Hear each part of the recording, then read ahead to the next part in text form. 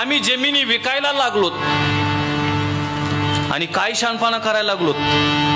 ज्या जमिनीने आमच्या आजोबांची पाटीलकी राखली, ज्या जमिनीने आमच्या वडिलांचा उदरनिर्वाह केला आणि आम्हाला सांभाळली, ती जमीन विकण्याकरता नाही, ती पिकवण्याकरता आहे. श्रमदानाचा सगळ्यात पहिला संकल्प जर कोणी राबवला असेल या देशामध्ये तर त्या संताचं संत श्रेष्ठ सावता महाराज नाव आहे.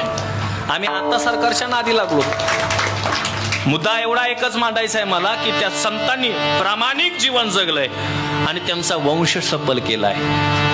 त्यांना शेती करत असताना किती शेतीशी एकनिष्ठ असलं पाहिजे हे सावता महाराजांचं चरित्र वाचल्याशिवाय कळणार नाही. एक वाक्य बोलतोय, काही स्वामीनिष्ठ आहेत, काही देशनिष्ठ आहेत, काही पतिनिष्ठ आहेत, काही पत्नीनिष्ठ आहेत, काही गुरुनिष्ठ आहेत. पण सावतोबारायांचं चरित्र जर वाचलं ना तर माणूस शेतीनिष्ठ कसा असतो हे सावतोबाराय वाचल्याशिवाय कळू शकणार नाही तुम्हाला.